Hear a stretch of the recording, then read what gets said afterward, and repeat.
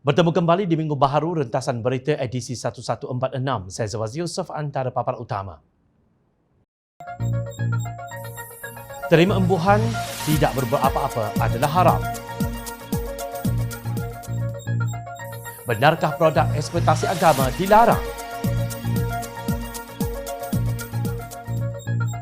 Misteri nama KJ akhirnya terungkai. Harga barang naik, Barisan Nasional hadiahkan GST.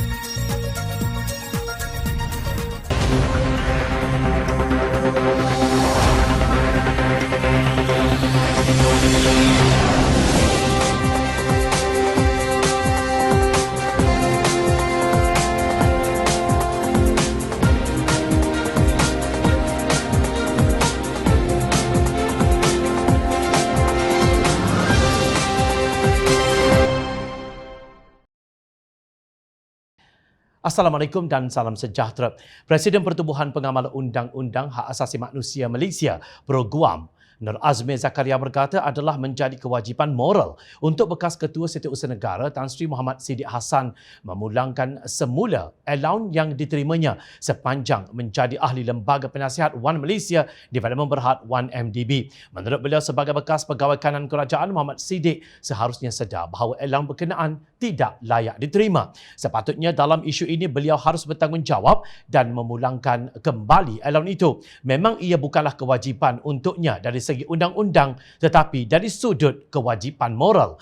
Perlu diingat pihak berkuasa juga ada kuasa untuk menyiasat dan pada saya memang perlu disiasat kerana 1MDB adalah isu antarabangsa, bukan nasional dan ia melibatkan dana kerajaan atau dengan kata lain, wang rakyat juga, katanya seperti dipetik Sinar Harian. Terdahulu Muhammad Siddiq Hassan mengaku bahawa beliau menerima bayaran RM30,000 sebulan dari 1MDB sebagai ahli lembaga penasihat tanpa berbuat apa-apa. Katanya ia diberi atas baik hati bekas Perdana Menteri Malaysia, Datuk Seri Najib Razak, kerana gajinya sebagai KSN sangat rendah. Gaji beliau sebagai KSN ialah RM29,125 sebulan. Selepas bersara, beliau terus menerima RM10,000 sebulan mulai Januari 2013 sehingga Jun 2015. Muhammad Siddiq juga berhujah seolah-olah beliau berhak terhadap bayaran RM30,000 sebulan itu walaupun tidak pernah hadir satu pun mesyuarat ahli lembaga penasihat 1MDB sejak dilantik sehingga ia dimansuhkan. Sementara itu, Mufti Pulau Pinang, Datuk Seri Muhammad Salim Wan Muhammad Nur menyatakan adalah haram untuk seseorang menerima imbuhan lebih daripada jumlah upah yang ditetapkan bagi pekerjaannya. Menurut beliau, Rasulullah SAW telah menegaskan bahawa sesiapa yang diupah untuk melaksanakan sesuatu tugas dibayar dengan kadar tertentu. Apa sahaja lebihan yang diambil daripada itu disifatkan sebagai haram. Wan Salim menasihatkan Siddiq supaya mengembalikan wang berkenaan, lapor Sinar Harian. Seluruh dunia tahu wang 1MDB menggunakan dana kerajaan yang datang daripada poket rakyat. Firman tersebut merupakan satu entiti untuk berbuat baik kepada rakyat Malaysia, tetapi ia telah digunakan sebagai tabung simpanan untuk memperkayakan diri segelintir pegawai kerajaan Malaysia dan juga Abu Dhabi. Menurut pendakwa raya Amerika Syarikat, Goldman Sachs membantu 1MDB mengumpul $6.5 bilion Amerika, kira-kira $27.4 bilion melalui 3 jualan bond. Tetapi $4.5 bilion Amerika bersamaan 19 bilion ringgit telah dijarah oleh pegawai kerajaan, jurubank dan rakan sekutu mereka melalui rasuah dan sogokan antara tahun 2009 dan 2015. Tidakkah keputusan juri Mahkamah Persekutuan New York yang mendapati jurubank kumpulan Goldman Sachs, Roger Ng, bersalah atas 2 pertuduhan konspirasi untuk melanggar Akta Amalan Rasuah Asing FCPA Amerika Syarikat, memberi keinsafan kepada mereka yang terbabit dalam skandal 1MDB. Untuk rekod, panel 3 hakim Mahkamah Rayuan yang diketuai Hakim Datuk Abdul Karim Abdul Jalil telah mendapati Hakim Mahkamah Tinggi Datuk Muhammad Nazlan Muhammad Ghazali adalah betul sepenuhnya dalam mendapati pihak pendakwaan telah membuktikan pertuduhan mengikut Seksyen 23/1 Akta SPRM 2009. tanpa keraguan munasabah pada 20 Julai 2020. Justru rayuan Najib untuk mengetepikan sabitan dan penjara 12 tahun dan denda 210 juta ringgit jika gagal penjara 5 tahun kerana menyalahgunakan kedudukan telah ditolak. Kelakuan perayu boleh menunjukkan hanya satu perkara, iaitu sebaik sahaja dana itu telah diperoleh SRC International yang perayu mempunyai kawalan penuh bila bebas menggunakannya untuk kepentingan peribadi. Ia ditunjukkan melalui pengaliran 42 juta ringgit daripada SRC International ke dalam akaun peribadinya. Ini bukanlah sesuatu yang boleh dikatakan telah dilakukan demi kepentingan negara. Tiada kepentingan negara di sini, cuma memalukan negara, kata Hakim Abdul Karim yang menyampaikan keputusan itu bersama Hakim Datuk Has Zara Mehat dan Datuk Fazil Alamaidin Mira pada Disember tahun lalu. Lapor bernama SRC International dikatakan anak syarikat 1MDB. Semua itu sudah pasti dalam pengetahuan Muhammad Siddiq. Justru beliau bukan sahaja patut mengembalikan wang gaji yang diperolehi daripada 1MDB, beliau juga patut meletakkan jawatannya sebagai pengerusi Suruhanjaya Integrity Agency Penguatkuasaan atau EAIC. Ini kerana Muhammad Siddiq sudah hilang kredibiliti untuk memimpin mana-mana entiti yang tujuannya adalah untuk mempertahankan integriti. Suruhanjaya Komunikasi dan Multimedia Malaysia SKMM akan menguatkuasakan kod etika baharu dalam pengiklanan bagi menghalang sebarang penggunaan elemen dan unsur agama untuk melariskan perniagaan atau pemasaran produk. Kod Kandungan 2022 yang digubal Forum Kandungan Komunikasi dan Multimedia Malaysia CMCF itu juga bertujuan bagi mengelak salah guna hujah dan unsur eksploitasi agama yang digunakan pengiklan atau pemilik produk untuk memikat hati pengguna. Lapor Berita Harian 8 Jun. Peruntukan baharu ini dijangka dilaksanakan selewat-lewatnya tahun ini demi menjaga kesucian dan sensitiviti agama selain mengelakkan timbul salah tangkapan orang ramai terhadap agama. Menurut laporan, antara penyalahgunaan agama dalam iklan yang dikesan berleluasa termasuk produk yang kononnya sudah dibacakan ayat Al-Quran dan dakwaan boleh menyembuhkan penyakit dan juga yang didakwa mesra wudu. Pengarah Eksekutif CMCF Mediha Mahmud berkata larangan itu terpakai kepada semua agama dan bukan hanya agama Islam sahaja bagi melarang penyalahgunaan agama dalam iklan sebagai gimik pemasaran untuk melariskan jualan produk.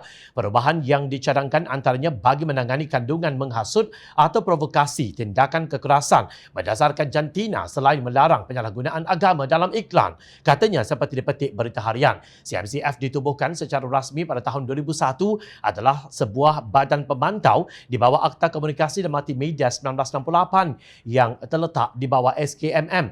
Madiha dilaporkan mengingatkan semua pihak agar berhenti menggunakan agama sebagai gimik pemasaran untuk menarik pelanggan dan melariskan jualan. Bagaimanapun kod kandungan yang akan dikuatkuasakan itu tidak menghalang tokoh atau selebriti agama daripada menjadi jurucakap sesuatu produk. Apa yang dilarang hanyalah mereka tidak boleh lagi membuat dakwaan atau tuntutan yang mengelirukan atau memperdaya pembeli dengan dakwaan agama.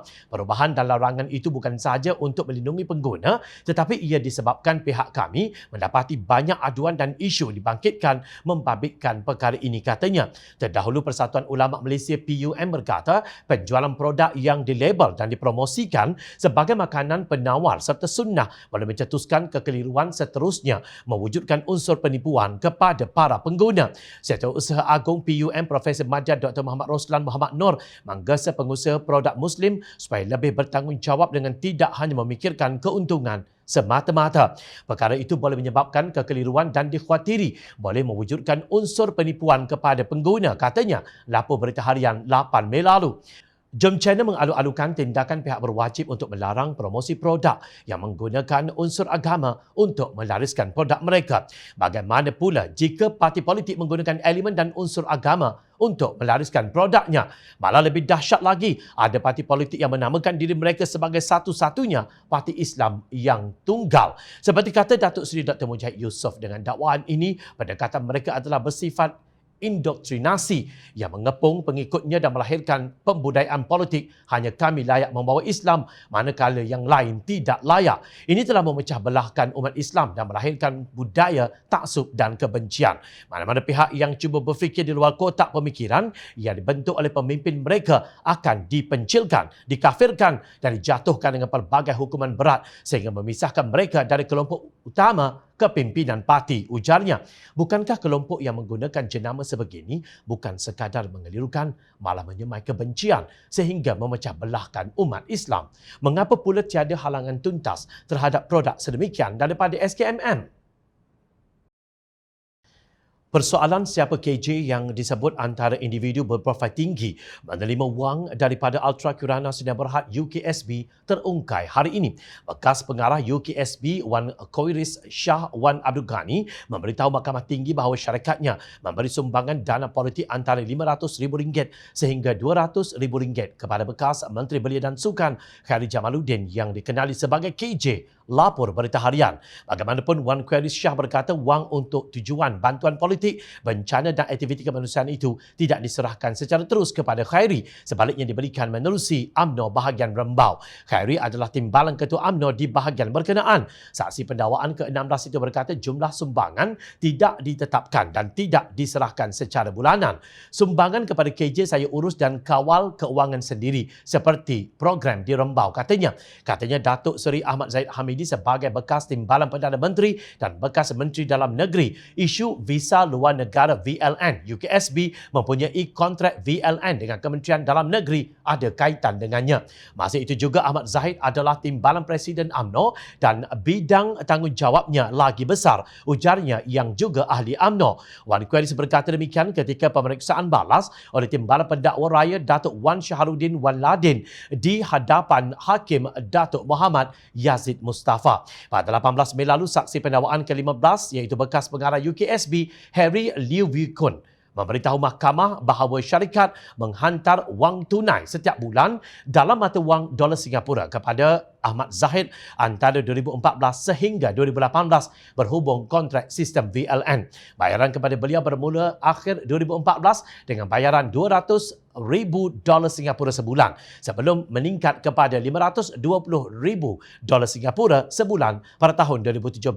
Ahmad Zahid berdepan 33 pertuduhan menerima suapan yang berjumlah $13.56 juta Singapura daripada UKSB untuk dirinya selaku Menteri Dalam Negeri ketika itu bagi melanjutkan kontrak syarikat berkenaan sebagai pengendali pusat sehenti OSC di China dan VLN serta mengekalkan kontrak perjanjian untuk membekalkan sistem bersepadu VLN kepada syarikat sama oleh kementerian terbabit. Bagi 7 lagi pertuduhan, Ahmad Zahid didakwa sebagai Menteri Dalam Negeri ketika itu mendapatkan untuk dirinya wang tunai yang berjumlah $1.15 juta Singapura, RM3 juta, €15,000 dan $15,000 Amerika, tanpa balasan daripada UKSB yang mempunyai kaitan dengan kerja rasmi beliau.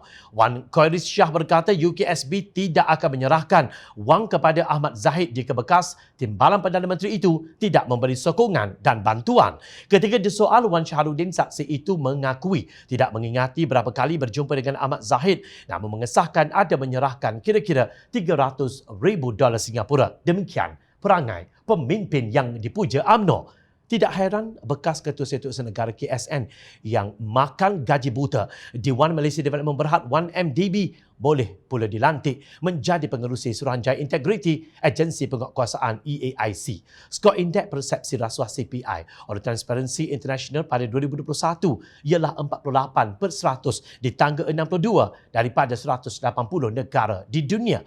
Semasa Pakatan Harapan mentadbir Putrajaya, skor CPI ialah 53% di tangga 51 daripada 180.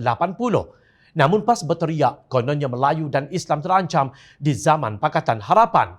Fikir baik-baik, tidakkah rasuah itu ancaman besar kepada Islam dan juga Melayu? Justru mari kita kembali menghayati firman Allah Subhanahu Wa Taala dalam surah Ali Imran ayat 110 yang sebahagian maksudnya, kamu wahai umat Muhammad adalah sebaik-baik umat yang dilahirkan bagi faedah umat manusia kerana kamu menyuruh berbuat segala perkara yang baik dan melarang daripada segala perkara yang salah, yakni buruk dan juga keji. Serta kamu pula beriman kepada Allah dengan sebenar-benar iman. Wallahu a'lam. Kongres Kesatuan Pekerja-Pekerja di dalam Perkhidmatan Awam atau QPEX menggesa kerajaan agar melaksanakan 3 langkah penting bagi membantu penjawat awam yang kini terkesan akibat kenaikan harga barang. Presidennya Datuk Adnan Mat berkata langkah itu ialah melaksanakan gaji minimum penjawat awam RM1,800, menaikkan 2 tahap kenaikan gaji tahunan KGT dan melaksanakan sistem saraan baharu yang lebih berkesan. Kami tetap berterima kasih kepada kerajaan kerana melaksanakan beberapa langkah utama tangani kenaikan harga barang, tetapi pada masa ini masih tidak mampu membantu kami menghadapi situasi itu dengan kedudukan keuangan dan gaji kami sekarang, katanya, seperti dipetik bernama Jumaat lalu. Adnan berkata pelaksanaan gaji minimum RM1,800 dalam sektor awam akan diikuti oleh sektor swasta yang seterusnya akan dilaksanakan secara menyeluruh dan lancar. Merujuk kepada cadangan sistem saraan baharu, Adnan berkata sistem saraan Malaysia SSM telah berusia kira-kira 20 tahun dan tidak berkesan dalam membantu penjawat awam dalam situasi masa ini.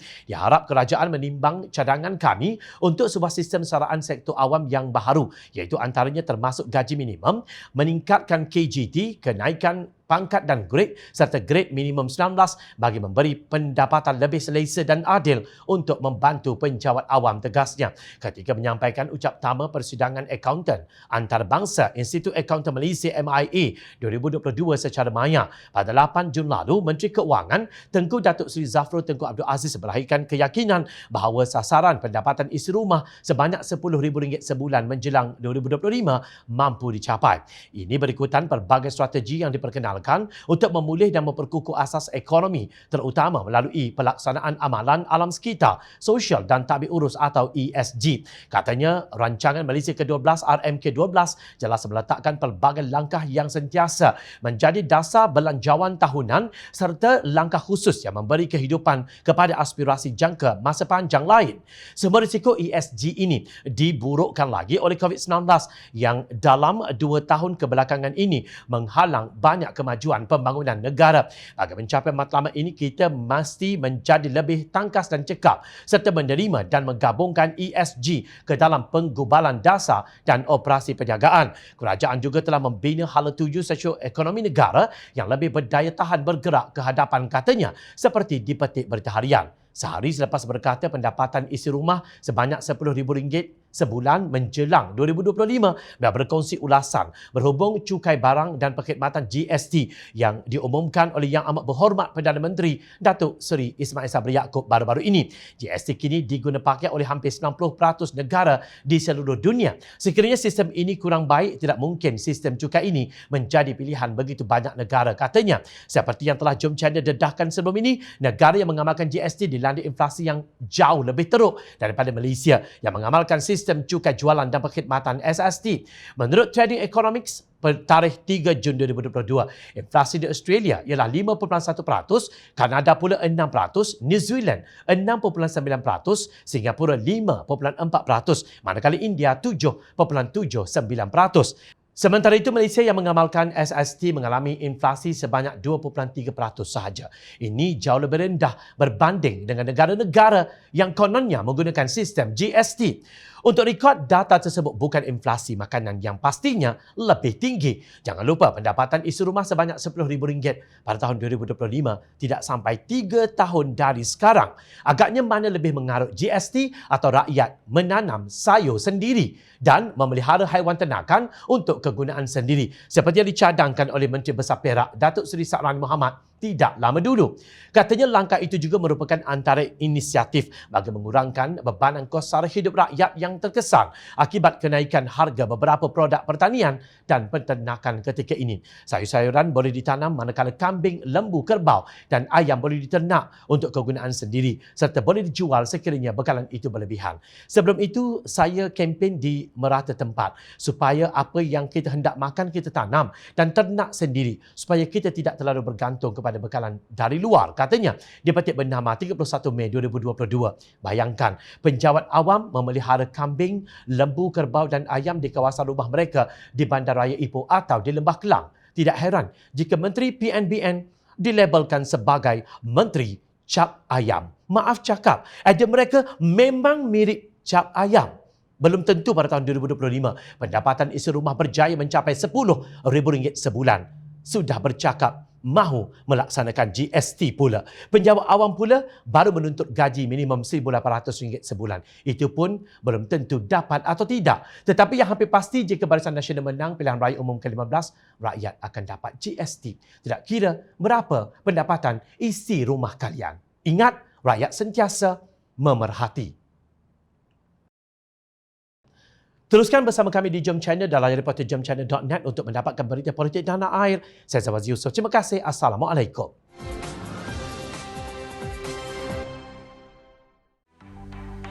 Mencari maklumat dan berita politik yang bebas, kupasan yang tepat, panas. Dapatkannya secara eksklusif hanya di Jom Channel. Komitmen kami, rentasan berita Isnin hingga Jumaat. Berbicara dan isu semasa, kami garapkan secara langsung. Panel-panel berkaliber dan profesional. Interaktif, pandangan anda kami raikan. Jangan lupa bersama kami di setiap hujung minggu dalam edisi khas mingguan. Jom Channel, moving forward, sharing a new experience.